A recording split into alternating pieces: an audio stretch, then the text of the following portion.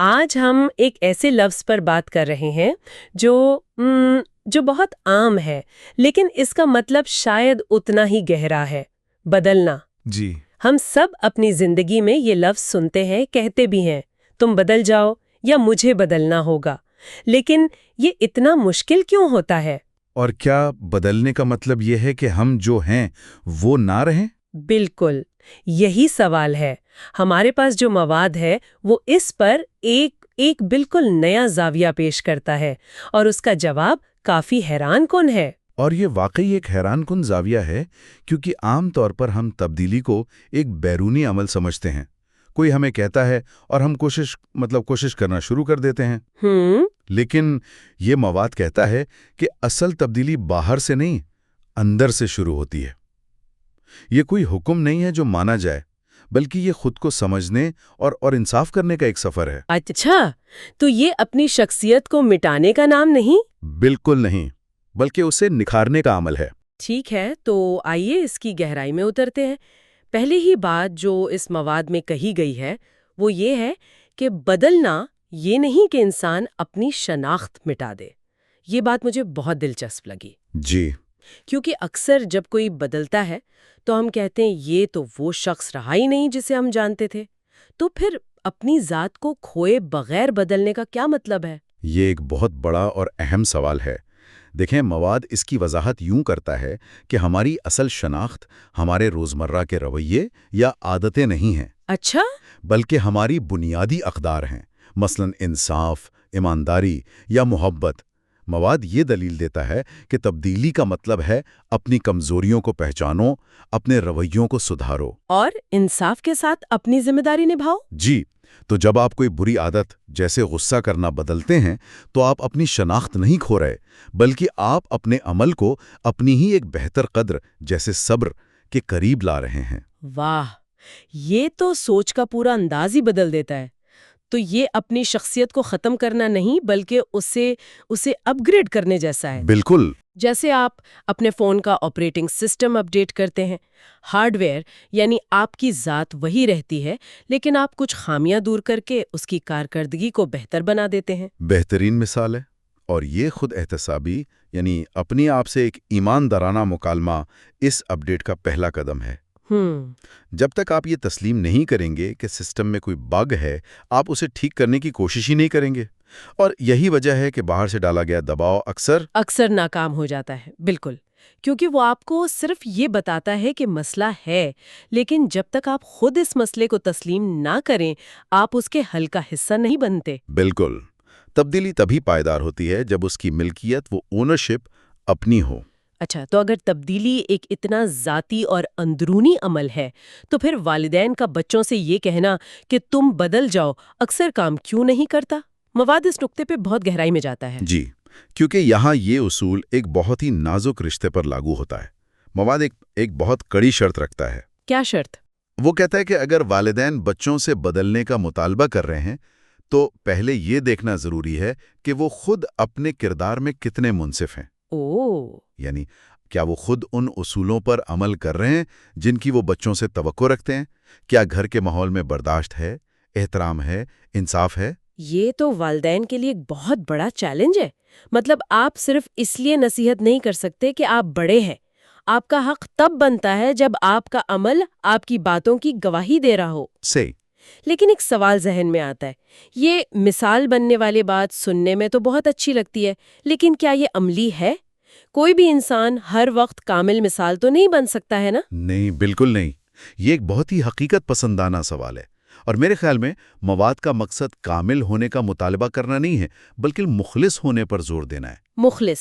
جی، بات یہ نہیں ہے کہ والدین سے کبھی کوئی غلطی نہ ہو، بلکہ یہ ہے کہ جب ان سے غلطی ہو تو کیا وہ اسے تسلیم کرتے ہیں؟ کیا وہ خود کو بہتر بنانے کی کوشش کرتے نظر آتے ہیں؟ اچھا۔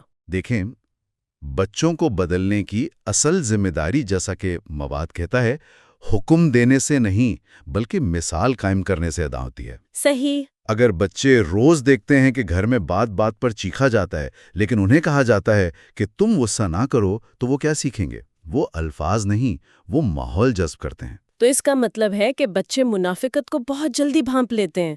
وہ یہ دیکھتے ہیں کہ اصول ان کے لیے اور ہے اور بڑوں کے لیے اور. جی بالکل. اور اس صورت میں بدل جاؤ کا لفظ نصیحت نہیں رہتا بلکہ صرف ایک حکم بن جاتا ہے، ایک بوجھ، اور بچے اس بوجھ کے خلاف یا تو بغاوت کرتے ہیں یا پھر دکھاوے کے لیے فرما بردار بن جاتے ہیں، جو کہ اور بھی خطرناک ہے. وہ کیسے؟ مواد میں ایک جملہ ہے کہ اصل تبدیلی کا مقصد بچوں کو فرما بردار بنانے کا دکھاوا نہیں ہونا چاہیے. مقصد روبوٹ تیار کرنا نہیں ہے جو صرف حکم مانے. مقصد تو یہ ہے کہ ان کی شخصیت کی تعمیر کی جائے، انہیں سمجھا جائے، ان کے خوابوں کو جگہ دی جائے تاکہ وہ معاشرے میں ایک باوقار اور خود اعتماد انسان بن سکیں. اور اسی حوالے سے وہ شعر بھی بہت خوبصورت ہے جو ہمارے ماخذ میں شامل ہے. جی. نصیحت وہی اثر رکھتی ہے دلوں میں جو خود عمل کی روشنی میں ڈھلی ہو. واہ کیا بات ہے. یہ پوری بحث کو سمیٹ دیتی ہے. جب بچے دیکھتے ہیں کہ ان کے والدین خود اپنی غلطیوں سے سیکھ رہے ہیں تو یہ ان کے لیے سب سے بڑی نصیحت بن جاتی ہے. اور وہ سیکھتے ہیں کہ انسان کامل نہیں ہوتا لیکن بہتر بننے کا سفر ہمیشہ جاری رہتا ہے. بالکل. اور یہی وہ نقطہ ہے جو ہمیں اگلے حصے کی طرف لے جاتا ہے. اگر تبدیلی اتنی اہم ہے تو اس کی ذمہ داری کس پر ہے؟ کیا صرف ایک فریق پر؟ ہاں، اور یہ وہ خیال ہے جس نے مجھے سب سے زیادہ متاثر کیا. مواد کہتا ہے کہ بدلنا تب معنی رکھتا ہے جب یہ دونوں طرف سے ہو. جب میں نے یہ لائن پڑھی، کون سی والی؟ یک طرفہ تبدیلی قربانی بن جاتی ہے، دو طرفہ تبدیلی ترقی، تو مجھے واقعی رک کر سوچنا پڑا ہم اپنی زندگی میں کتنی بار کتنے رشتوں میں یہ غلطی کرتے ہیں. یہ واقعی ایک گہرا نقطہ ہے. اور دلچسپ بات یہ ہے کہ یک طرفہ قربانی اکثر محبت کے نام پر دی جاتی ہے یا مطالبہ کی جاتی ہے. جی اگر تم مجھ سے محبت کرتے ہو تو میرے لیے بدل جاؤ. بالکل. لیکن جب صرف ایک شخص مسلسل خود کو دوسرے کے سانچے میں ڈھالتا رہتا ہے تو وقت کے ساتھ یہ رشتے میں زہر گھول دیتا ہے. کیوں؟ کیونکہ یہ آہستہ آہستہ اس ایک شخص کی انفرادیت، اس کی اپنی ذات کو ختم کر دیتا ہے. وہ اپنی خوشی اور غم کو دوسرے کی مرضی کے تابع کر دیتا ہے. یہ رشتہ برابر کا نہیں رہتا. اور جب رشتہ غیر متوازن ہو جائے تو اس میں گھٹن پیدا ہونے لگتی ہے. ایک فریق کی ضروریات ہمیشہ نظر انداز ہوتی رہتی ہیں. جبکہ ترقی، جیسا کہ مواد میں کہا گیا ہے، تب ہوتی ہے جب دونوں لوگ ایک دوسرے کو سمجھیں، ایک دوسرے کے لیے جگہ بنائیں اور مل کر آگے بڑھیں. یہ ایک مشترکہ سفر بن جاتا ہے. یہ میں بمقابلہ تم کی جنگ نہیں رہتی بلکہ ہم کا ایک پروجیکٹ بن جاتا ہے. اسے ایسے سوچیں کہ جب ایک کار کے دو ٹائر ایک ہی سمت میں چل رہے ہوں تو وہ آگے بڑھتی ہے. یہ ترقی ہے. صحیح. لیکن اگر ایک ٹائر سیدھا چلنا چاہے اور دوسرا مسلسل مڑنے کی کوشش کریں تو گاڑی یا تو دائرے میں گھومتی رہے گی یا پھر رک جائے گی. یک طرفہ تبدیلی رشتے کو بس ایک ہی جگہ پر گھماتی رہتی ہے. واہ. اور اسی خیال کی تائید اس دوسرے شعر سے بھی ہوتی ہے جو ہمارے مواد میں ہے. بدلنا اگر ترقی ہے تو سب بدلیں. ایک طرفہ تبدیلی تو صرف قربانی ہے. جی، یہ شعر پورے فلسفے کو دو مصروں میں سمیٹ دیتا ہے. یہ صرف والدین اور بچوں کی بات نہیں، یہ دوستوں، میاں بیوی، یہاں تک کہ کام کی جگہ پر بھی لاگو ہوتا ہے. اور یہ بہت اہم ہے کہ ہم اس اصول کو وسیع تناظر میں دیکھیں. کام کی جگہ کا آپ نے ذکر کیا.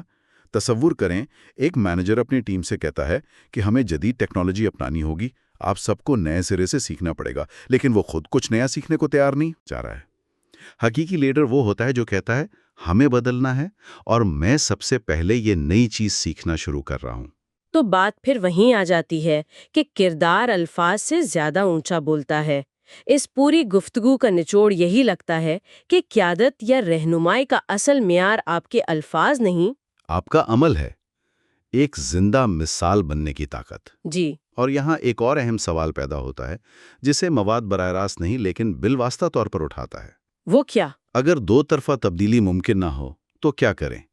اگر ایک فریق بدلنے کے لیے بالکل تیار نہ ہو؟ یہ تو بہت مشکل سوال ہے. جی، مواد اس کا جواب نہیں دیتا لیکن یہ ہمیں سوچنے پر مجبور کرتا ہے.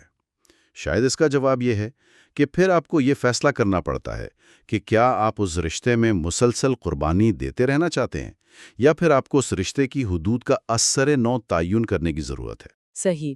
اچھا، تو اگر ہم مان لیں کہ دو طرفہ تبدیلی ہی بہترین راستہ ہے تو اس کی شروعات کیسے کی جائے؟ کیونکہ اکثر جب ایک شخص دوسرے سے کہتا ہے ہمیں بدلنے کی ضرورت ہے تو دوسرا شخص اسے ذاتی حملے کے طور پر لیتا ہے اور دفاعی پوزیشن میں چلا جاتا ہے. بالکل. گفتگو شروع ہونے سے پہلے ہی ختم ہو جاتی ہے. آپ نے بالکل صحیح نبض پر ہاتھ رکھا ہے۔ اس کا حل بھی مواد کے ابتدائی اصول میں ہی پوشیدہ ہے، خود احتسابی۔ اچھا، وہ کیسے؟ دو طرفہ تبدیلی کا مطالبہ کرنے کے بجائے اس کی ابتدا خود سے کرنی چاہیے۔ آپ یہ نہیں کہتے کہ تمہیں بدلنا ہوگا، بلکہ آپ کہتے ہیں میں ہمارے رشتے کو بہتر بنانے کے لیے اپنے اندر یہ تبدیلی لانے کو تیار ہوں۔ یعنی یہ ایک دعوت ہے، الزام نہیں۔ جی، جب آپ خود کو کمزور اور قابل اصلاح ظاہر کرتے ہیں تو یہ دوسرے شخص کے لیے بھی اپنے دفاعی خول سے باہر آنا آسان بنا دیتا ہے۔ تو آپ خود مثال قائم کر کے دوسرے کو بھی اس سفر میں شامل ہونے کی ترغیب دیتے ہیں۔ یہ بہت طاقتور خیال ہے۔ اس سے وہ شعر یاد آتا ہے، کون سا؟ بدلنا اگر سکھانا ہے تو پہلے یہ سیکھو، مثال بن کے جینا ہی اصل رہبری ہے۔ بالکل، اور اس کے بغیر جیسا کہ ایک اور شعر کہتا ہے نتیجہ کچھ نہیں نکلتا جو خود مثال نہ بن سکے کردار میں۔ وہ لفظوں سے انقلاب کیا لائے گا؟ انقلاب ایک بہت بڑا لفظ ہے نا؟ یہ کوئی معمولی تبدیلی نہیں ہے، یہ سوچ اور نظام کی ایک مکمل تبدیلی کا نام ہے۔ صحیح۔ اور اتنی بڑی تبدیلی صرف کھوکھلے الفاظ، اچھی تقریروں یا جذباتی نعروں سے نہیں آ سکتی۔ اس کے پیچھے ایک ٹھوس، مستقل اور قابل تقلید کردار کی طاقت ہونی چاہیے۔ تو اگر ہم اس ساری بحث کو سمیٹیں تو ہم نے یہ سیکھا کہ حقیقی تبدیلی اپنی شناخت کو مٹانا نہیں، بلکہ اپنی کمزوریوں کو دور کر کے اپنی بہترین اقدار کے مطابق جینا ہے۔ اور خاندانوں اور رشتوں میں یہ تبدیلی کا مطالبہ حکم سے نہیں بلکہ ایک اچھی مخلص مثال بن کر پورا ہوتا ہے۔ اور سب سے اہم بات یہ کہ یک طرفہ تبدیلی قربانی ہے، جبکہ باہمی تبدیلی ہی اصل ترقی ہے۔ یہ واقعی سوچ کو جھنجھوڑ دینے والی باتیں ہیں۔ آخر میں سننے والوں کے لیے ایک سوال چھوڑے جاتے ہیں۔ جی ضرور۔ اس مواد میں والدین اور بچوں کے رشتے پر زور دیا گیا ہے، لیکن اپنی زندگی کے دوسرے رشتوں کے بارے میں سوچیں، چاہے وہ آپ کے دوست ہوں، آپ کا جیون ساتھی ہو یا کام کی جگہ پر آپ کے ساتھی ہوں۔ کن رشتوں میں آپ خود سے یک طرفہ تبدیلی کی توقع کرتے ہیں اور کن رشتوں میں آپ دوسروں سے اس کی امید رکھتے ہیں؟ اور یہ توقعات، یہ ان رشتوں میں طاقت کے توازن کے بارے میں کیا بتاتی ہیں؟